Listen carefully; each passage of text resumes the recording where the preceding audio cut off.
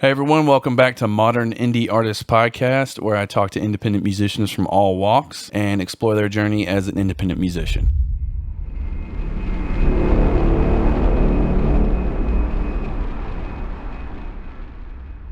Today's guest is a little bit different. He's not only a solo artist, but he's a mix engineer and a YouTuber. His name's Brandon Hart. What's up, man? Dude, it is an honor. So first off, thank you for being on the podcast, man. I really appreciate it. Absolutely. I reached out to you because of your work ethic and the quality of your work. And I think I found you from posts on Facebook, like from forums that I frequent, you know. And I don't really see too many musicians doing their own video work at the level that you're doing it and mixing projects for other artists and creating YouTube videos. And I think that's really cool.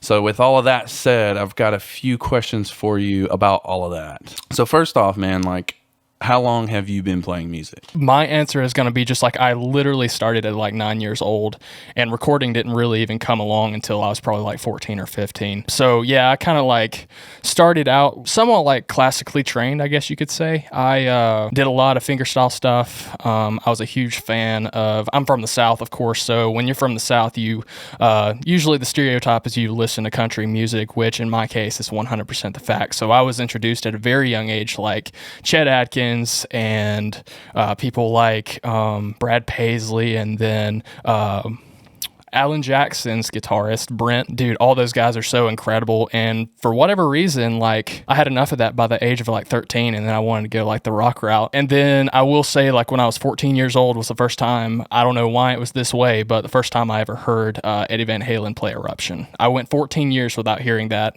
And when I heard it, it pretty much, just like anyone else that heard that, like, what is that? Why does that sound so freaking incredible? So that was kind of like the birth of the Brandon Hart that everyone hopefully knows and loves at this point. It's kind of crazy because I think it is definitely something that a lot of guitarists really go through. It's just like you play guitar for a couple years and then you start writing songs, but you have no way of playing it back. And for just out of nowhere, it was just kind of in the back of my head, like, well, maybe I just need to like get some recording equipment. And lo and behold, 8th grade, my grandparents surprised me for Christmas the super nostalgic Cakewalk doll, along with like the Guitar Pro editing stuff. And that was kind of my first introduction to all of that. And then kind of fast forwarding a little bit longer, I mean, basically from 8th grade to 12th grade, my only understanding of mixing was basically a volume knob. No joke. I mean, it was just like, so I didn't even know what waves was. I didn't know what FabFilter was. I didn't know what universal audio was. It was basically just the most simplistic stuff. But in hindsight, I kind of got a feel for proper gain staging. That was where I was like, okay, well, if you just play with the volume, you can get, and you have good source tones, you can get pretty good sounding stuff. So that's basically where that started. And then, of course, you didn't really ask the question about mixing, but I will say, like, at this point, I consider myself a quote unquote guy that just loves to hear music sound good. I haven't really, in my opinion, ever earned the badge of quote unquote mix engineer because I didn't go to school for it. I don't have a degree for that. I'm just a dude that liked music sounding good, and that was about it. And if someone ever comes up to me and says, hey, are you a mix engineer? My answer is going to be absolutely not. I'm just a dude from down home South Carolina that likes to hear a thumping kick drum, an incredible snare, and amazing guitar tones. That's pretty much where that starts and ends. Maybe at some point I'll be able to be like, hey, I'm a mix engineer, whatever that may, whatever definition that may bring. But I think that goes along with the whole term of like imposter syndrome, because you most definitely are a mix engineer. Like you doing it, you're working with the products, you're getting a great result. I think it's safe to say you can call yourself a mix engineer as well as a musician. Oh, dude, I appreciate that, man. I do think it kind of keeps my mentality in like the humble beginnings. Yeah, you come off as a pretty humble guy, and that's good, man. I think it's that Southern charm, you know, hospitality kind of feel, dude. You know. Yeah, dude. My kind of funny story, kind of a side note, if you don't mind. one of the first things my dad ever said to me when he kind of like started, and he's a huge witness to this, when he kind of noticed that I was kind of going in a direction where I was falling in love with music and everything. He basically told me, I think I was like 10 or 11 years old at this point, and I remember we were sitting at my kitchen table, and this dude out of nowhere, he was just like, man, I love that you love music. I love that you love guitar and stuff, but the second that it takes hold of you and takes you down the wrong road is the second you show up to home, or you show up home with all your guitars busted in the front yard. And I was like, I mean, being 11 years old, you're like, okay. And for me, that was his way of saying, like, don't lose yourself. And I think that's a great way of, for me especially, just like, I mean, that moment really did like catapult me in the way that I go about thinking to day-to-day life when it comes to like the music industry or whatever I'm a part of. Yeah, that's powerful, man. That's awesome that your dad could, like teach you something that valuable at such a young age. Yeah, dude, it scared the crap out of me, but at the same time, like it definitely had a hold on me for sure. So on the topic of like, you were talking about like kind of going into like how you came up and like what were some of the beginning inspirations, but like what are some of the your current inspirations as far as musicians and like maybe mix engineers, people that you like your heroes? Oh, hands down, Hans Zimmer and Alan Meyerson. Those are my two go-to. I think that's not something you hear very often in this industry, but when it comes to like the audible aesthetic of mixes and how smooth they are for like massive movies and stuff, like if you really listen to those, like it is almost like the music equivalent of like ASMR. Like it is so beautifully transitioned into each piece. It really is something that is like really given me something to hold on to when it comes to sonics and stuff. Alan and Hans are definitely some of my heroes as of late, as well as like Adam Nolly Get Kid, which I'm sure you know exactly who that is. Everyone in this industry pretty much I know who all those people are, man. Like, and I can hear that in your music, like especially the Hans Zimmer, like it's actually pertaining to a future question in the podcast, but I was just wondering, like how, like what inspires you to kind of have that sort of dramatic effects kind of feel to your music, because that's something that I think that's like very prevalent in your music, and I didn't know like what your inspirations were for that or anything. So Hans Zimmer totally makes sense. Yeah, Hans Zimmer, Alan Meyerson, and Adam Nolly Get Kid. And when we get to the point of like me really getting involved, or when we start talking about like me getting involved with like mixing and the whole mastering and quote unquote engineer, you say I am one, I mean, potato, whatever. But the thing is, like when we get into that point, I'll definitely go in depth with like my admiration and gratitude for Adam for sure. So you're a relatively unknown artist, and respectively, and the quality of your work is top notch. The music, the composition, the videography of all the stuff that you do.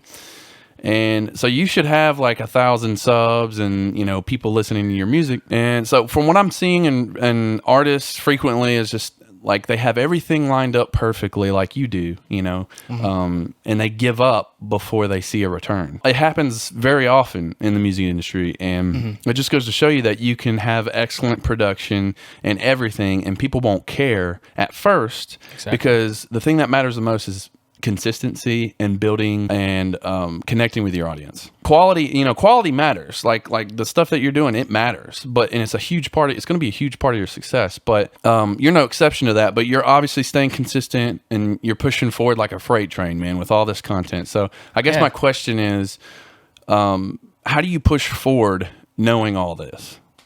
I push forward because I recognize baby steps. Baby steps are such a crucial part of any industry that you're in. Very few are going to be to the likes of Justin Bieber, where it was literally overnight success. There's no doubt in my mind that he's an absolute powerhouse in terms of like work ethic. For me, it kind of goes back to what we were talking about before, like the humble beginnings. One of the most eye-opening experiences that I really ever had is someone making me realize, incredible friend of mine, Mark Frey, he was one of the first ones that really took me under his wing and like believed in me. Mark really made me realize just how small I really was, and I think that's a good thing. I never really thought of it like in terms of success. I thought of it in terms of inspiration. Like, how many people can I inspire? How many people can I encourage during this season? That's what keeps me going. It's not necessarily like, like the bells and whistles are great, but at the end of the day, if you're not making an impact on people, then what's it worth? And I think that just kind of comes in line with me just making the recognition to, really keep yourself in a place where you are able to recognize that. I think that'll take you farther in the long run, especially this generation and younger generations as well. We've kind of been conditioned to believe like instant gratification. And it's just not the case. Like, I cannot go into a circumstance and be just like, okay, 1 year from now, I'm going to be sitting across the table from Hans Zimmer. That's most likely not going to happen. It's going to be over time, and that is fact. There is going to be like 1% of the people that, like I said, is overnight success. But me recognizing that at the very beginning was really held my conscience in a really great place. But I guess it definitely did help that my dad kind of instilled in me the importance of like a solid work ethic. For me, if you ask anyone about quote unquote Brandon Hart and me, their answer is going to be just like Brandon Hart when it comes to him, and when it comes to work, it's all or nothing.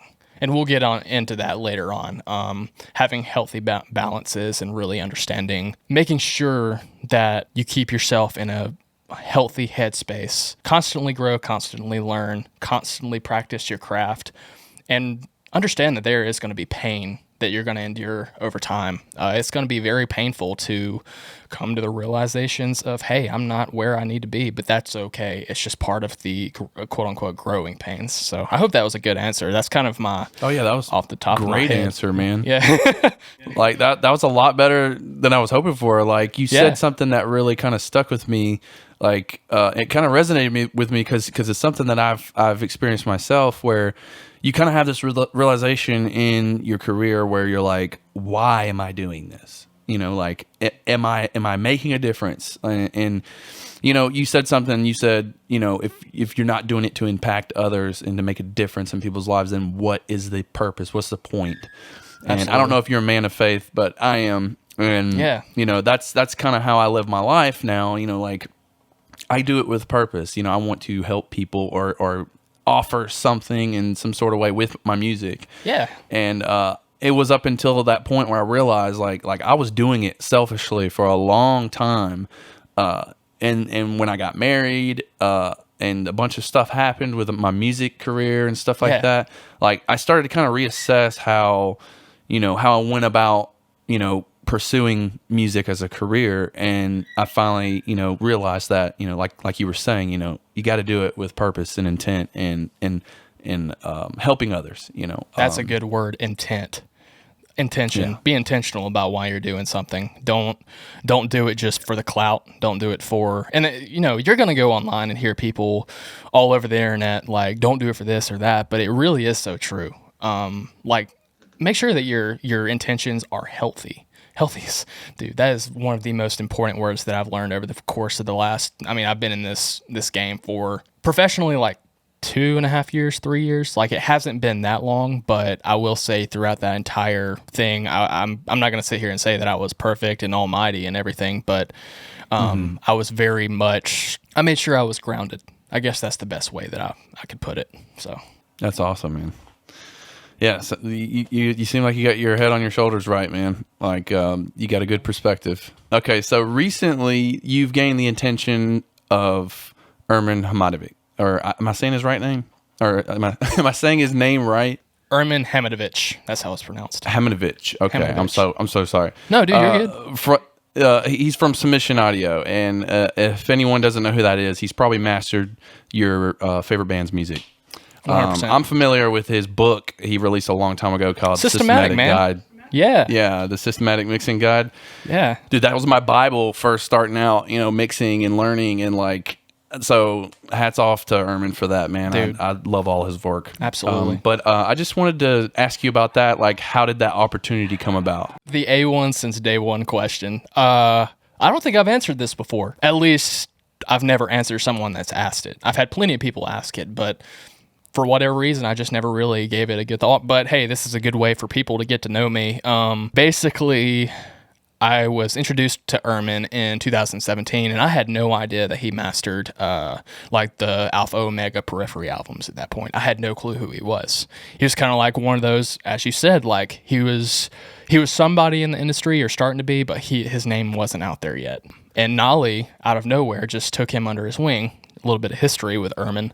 But I want to say that I had a mix that I wanted him to critique, and I found him, and again, this was me without realizing that he was the one that mastered any of the Periphery stuff. I didn't even know he mastered Arch Echo. I think he just popped up on my Facebook one day. He looked cool. He had a pair of distressors in his profile pic, and I was just like, hey, cool. And that was basically it. And then I remember seeing something on his YouTube channel where he remastered Bleed from Meshuggah. And I don't know if you've seen that, but like, bro, just insane what he was able to bring out in that master. So we kind of had like, a couple conversations. It was kind of like, just, again, this word is probably going to come up so many times in this conversation, but it was really humble beginnings between me and Ehrman. Of course, I went through the next couple years, and my mixes were progressing. I was getting my name more and more out there. Again, super grateful for that. I think it was like 2019 when I was really planning on doing a second album, which is called Exodus. And I hit up Ehrman. I was just like, hey man, what are your rates? Like, I'm really curious on working with you. And, I'm probably just like one of the 5 billion other people that have asked him the same question. He gave me his rates, and I was like, okay, cool, I'll get back to you. Fast forward to late 2020, I hit him up. I was just like, hey man, I just finished my album. I'm still interested in you mastering this. And I think he was just expecting, like, because I worked my tail off on that mix, bro. I just learned every single nuance to mixing and what makes a great mix and stuff. And I think, like, in the back of his mind, he was kind of expecting this stereotypical at-home mix that just, barely scraped the surface of what you would call a good mix. But I remember sending him the initial mixes, and his response was like, ... bro.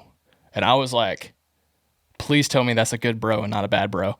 And he was just like, these are great.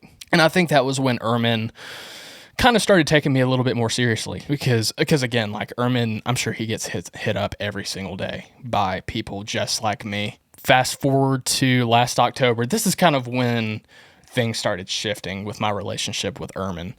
He hit me up in October, and it's really cool to think about, because for whatever reason, I had that gut instinct that he was kind of scouting for a media guy to do like the creative.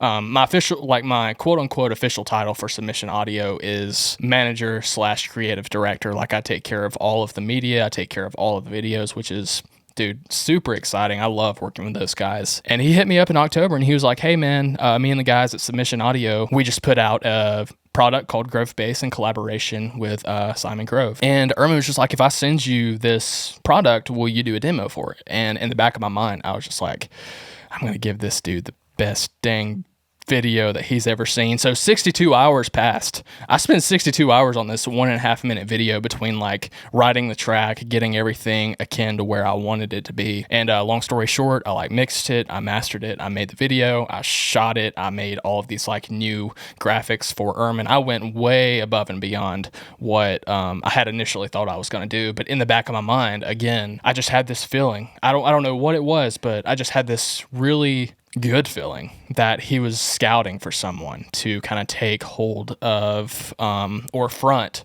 that side, because he's hella busy. He's a super busy dude. I sent it to him, and he was like, dude, what the heck? And I was like, well, I feel like I can do better. So the next week I made another one. And if anyone goes on my YouTube channel and searches up Guitarist versus Grove Bass, that's the one that kind of sold Ehrman on me. Again, there were so many incredible people that put in demos.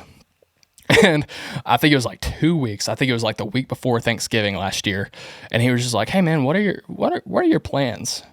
And I was like, that gut instinct was spot on. I'm really excited at this point. And he hit me up, and he was just like, dude, would you like to, It started with, I think it was just like managing like the social media side of things. I literally think that was all it was. And then he kind of like started getting a little bit deeper. He was like, well, what do you think about like graphic design and video side of things? And I was just like, that's my cat's meow, dude. Like, if you want me to do that, cat's meow, that's a Southern term. So for anyone watching this, that's just a Southern term. You're just going to have to deal with it. So long story short, man, we scheduled a call like a week after that. It was a Sunday night, 9 o'clock, because he's in Australia. So it was like 1 o'clock the next day, his time. I mean, he was basically like, if you're interested in this, it's yours. I mean, that was basically the deal. So my first day pretty much started January 1st. I will say this, the number one thing for me that I really gravitated to early on when I was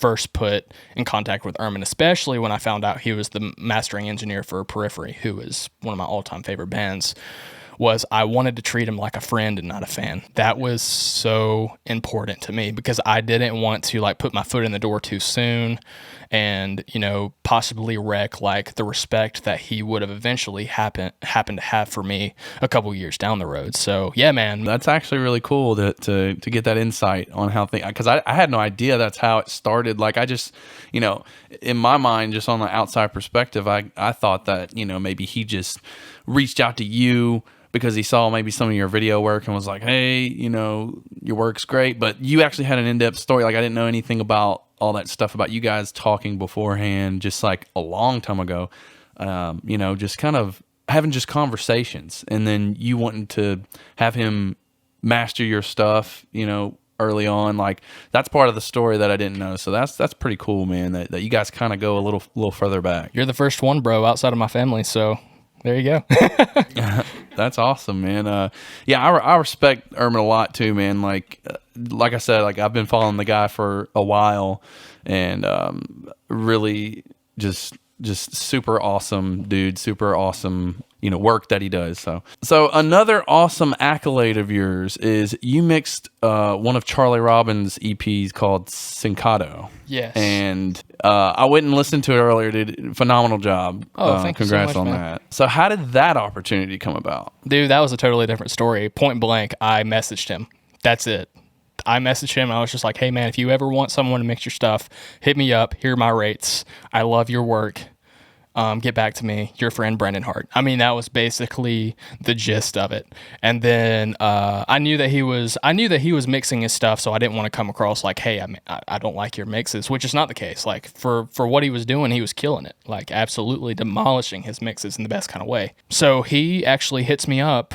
I want to say like late 2020, and just like, hey, dude, is your offer still open? You know, the rest is history, honestly. I mean, the thing about Robbins, Charlie Robbins, is that guy, it was an honor to just like have a hand in on that project. And as far as I understand, there was no editing on those guitar parts. It was just like, that was how he played, ready to go. And it was so, I mean, I was kind of in awe. I was like, well, I got to step up my stuff now.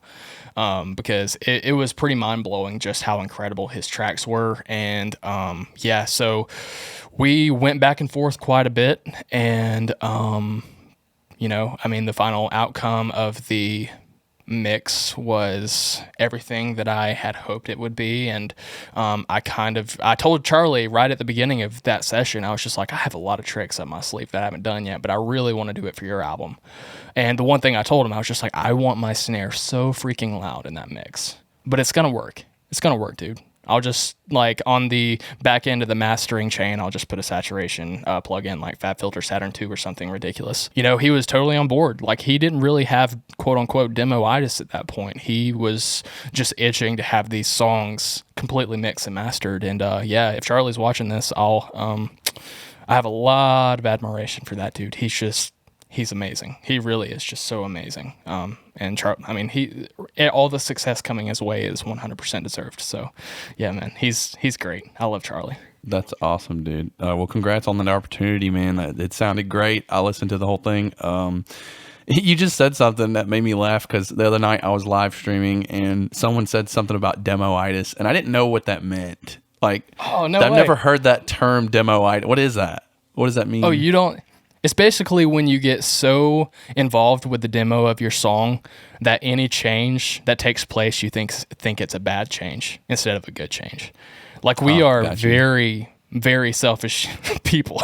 Like we want our songs to sound exactly how they're supposed to sound. So yeah, that makes sense. It's funny that I haven't heard that term until now, and I've been mixing music for a long time. So it's okay. It's okay.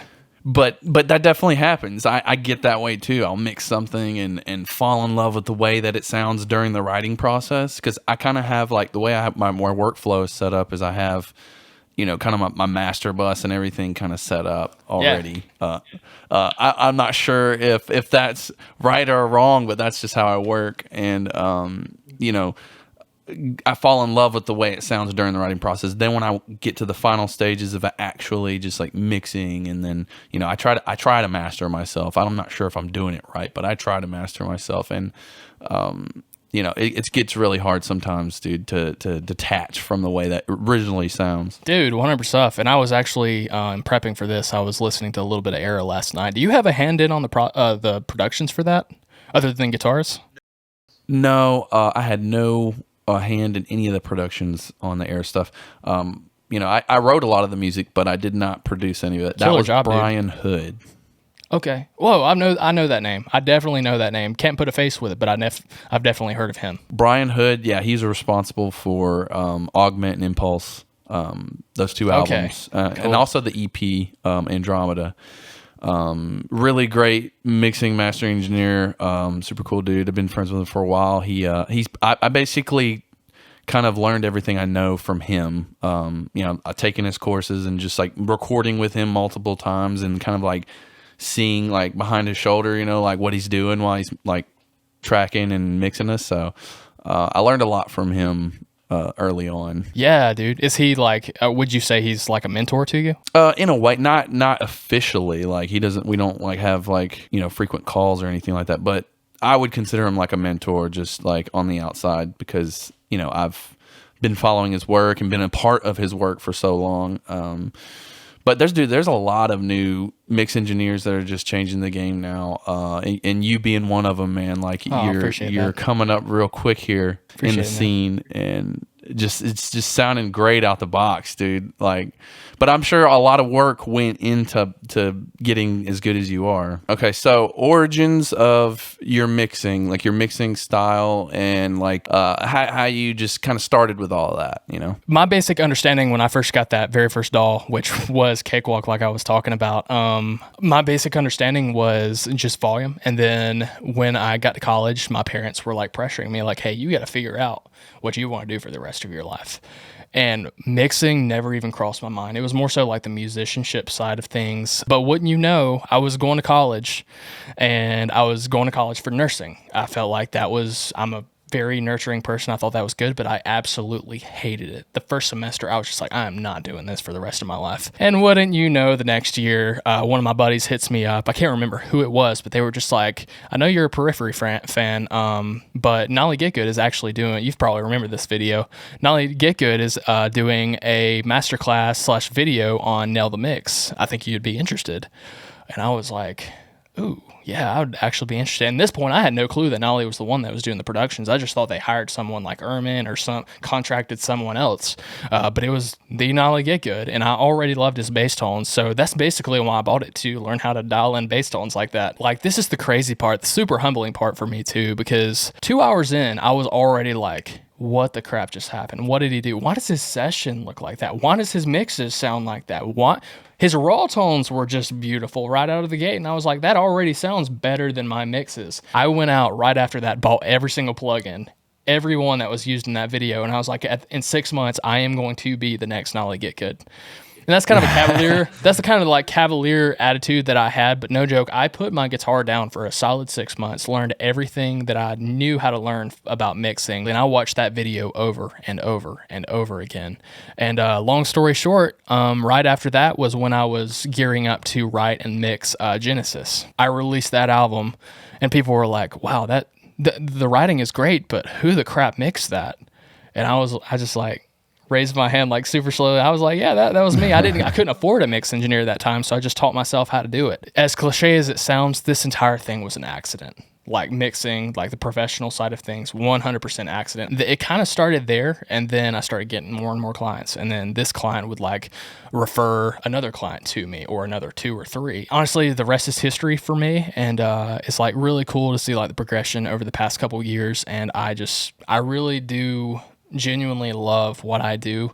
At this point, I'm doing solely mixing. I'm not taking on tracking for anyone. I've got a guy that I've just contracted to do all of my tracking. So for any clients that I have coming in state or flying out or whatever, he's going to be the bottleneck for all of that, so that I can just focus on mixing. That's kind of my, again, cat's meow, but that's what I love doing. So like some really great opportunities that we're working on. I think last week I locked in like 12 mixes.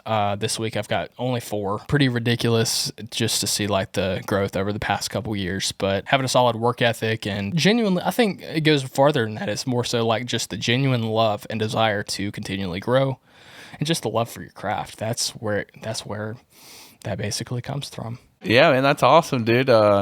That's cool. About like how you got started, man. It's funny because like I love the Nail the Mix stuff, dude, and I never got a chance to sign up for it, but I do remember that Nolly master class. What was it, a master class, I think, or something like that? I have so much gratitude for Nolly. I just remember like him walking through his mix bus and his master bus, and pretty much blew my mind. Like the whole idea of top down mixing, I never knew anything about that. Like again, I was such a beginner, and then once that happened, I want to say like the next 2 years, I was using his exact mix bus just to kind of like get my feet wet. And at this point, I've kind of like developed my own my own chain just to separate myself, because I did start recognizing pretty early on that my mixes were more Nolly Get Good than it was Brandon Hart.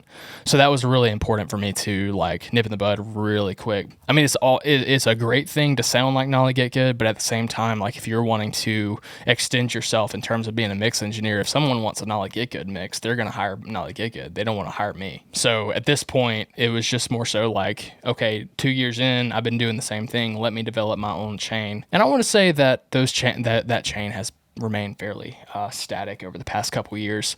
But yeah, man, it's cool, man. I really enjoy it. Dude, that's really good that you realize that, you know, it's not, you want to develop your own sound. You don't want to sound like Nolly. And I think a lot of bedroom producers fall into that trap, you know, like, oh, I want to mix just like my favorite mix engineer, and then all of a sudden your mixes sound phenomenal, but it's their mix, not yours. Yep. And then you got to kind of like figure out your own sound, and that's a whole ordeal too, you know. And that's cool, man. And I think you found your sound, man. I think your snare is very unique.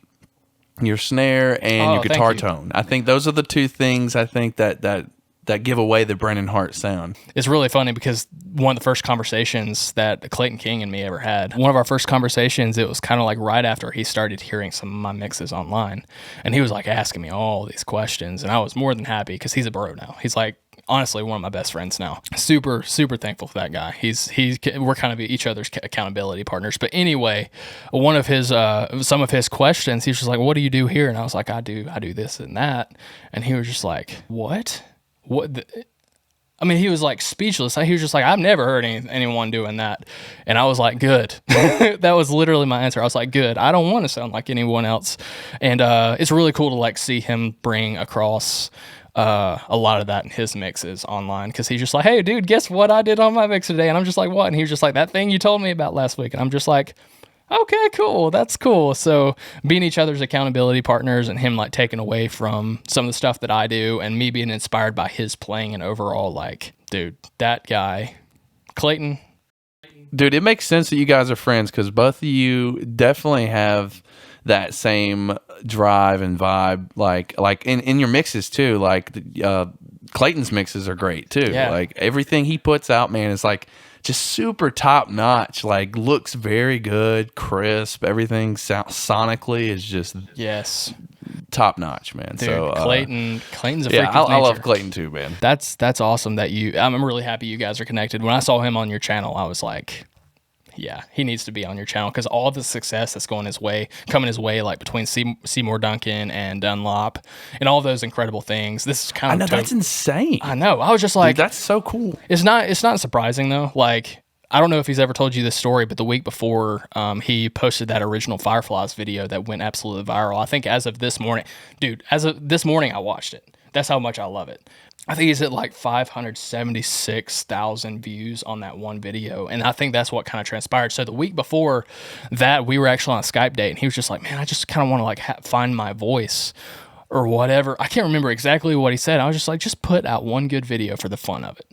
And that next week was when he put Fireflies out, and that's when he got picked up by Seymour Duncan and Dunlop. And I don't take any credit for that. That dude deserves every ounce of the credit for that. But it's really cool to see, like I said, us being each other's accountability partners. Like, that really pushed him to, dude, forget what other people like. Just do what makes you happy. And then that happened, and it's just so cool to see Clayton go in the direction. Dude, that's an amazing story. I love that. Wrapping it up a little bit. So, what are your biggest goals for like the next 5 years? Short and sweet. In 5 years, I want to be sitting across the table from Hans Zimmer, planning a movie with him. That's my goal. Yeah, that's pretty much my goal, either to work with him or not like Get Good. All right. So do you have any advice for anyone like that is maybe starting out as mixing their own music or, a solo artist or whatever? Any kind of advice you can give someone? Yeah. I live by a 3P principle: purpose, perspective, and pain.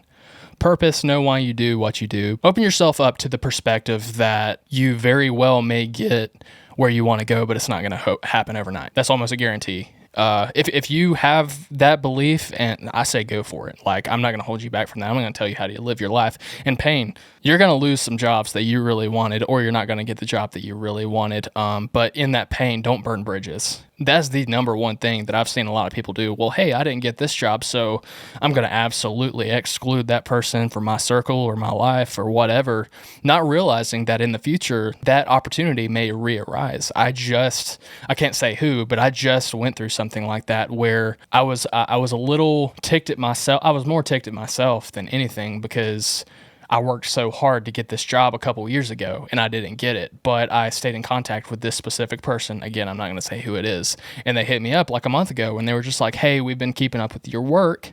Would you be interested in working on this? And I'm like, absolutely, because I've had you on my scopes for 3 years now. So recognizing the pain, the purpose, and the perspective in pretty much anything that you do in your life, just don't stray away from that. I like that, man. That's a solid bit of advice, and I really like what you said about not burning bridges.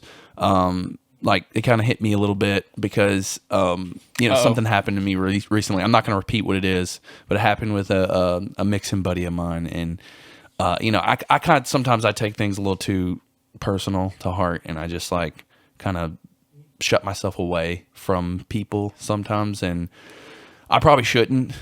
And, it's so easy to do though. Like there's a guy in the upstate. We used to hate each other because he was after the same work I was. I won't say hate, but we were very much like, oh, I'm so ticked that you didn't get, you got the work that I wanted and stuff. And it took me a while to realize that we're still part of the same community. We're all fighting towards the same thing. If you have the mentality that you're going to take food off of someone else's plate to indulge yourself in this industry or to better yourself, or you're going to just absolutely rip someone else to shreds based off of them getting the work that you don't, then I feel like there's an entitlement issue that we could go on a whole nother tangent about. But yeah, dude, like the thing is, like, don't feel bad about having that mentality because we've all been there. But I will say, like, being around some of the big dogs, they are the most accessible people in the entire world, and they're probably the most humble that I've ever met in my entire life. Erman being one of them. He's just as humble as you think he is. He knows his stuff, and he knows his stuff, but he never holds it over people's heads. And that's why I really admire that guy as a mentor and a friend, and just someone that I could hold really great conversations with over the next however long they have me at Submission Audio. Yeah. That's awesome, man. Yeah. Well, dude, congratulations on all of your success so far, man. Like, Submission Audio, mixing that Charlie Robbins EP, And just your YouTube channel, man. Like you keep stepping up your content, and I'm following it, man. Like every video you release, everything you post on Facebook, Instagram. Like I'm a fan of Brandon Hart, dude. So, Dude. Yeah, man. It's awesome to see you grow, and I can't wait to see where you are a year or two from now, you know? Well, thank you so much for having me, and I really admire everything that you've been doing. I really love that you're having these like community discussions with people from all walks of life, and I definitely wish you the best on all of your endeavors, and I think you're going in the right direction. If anyone's watching this, please help Alan and hit his subscribe button, and yeah, I mean, just, dude, honestly, one of the best discussions I've had in so long, dude. No doubt.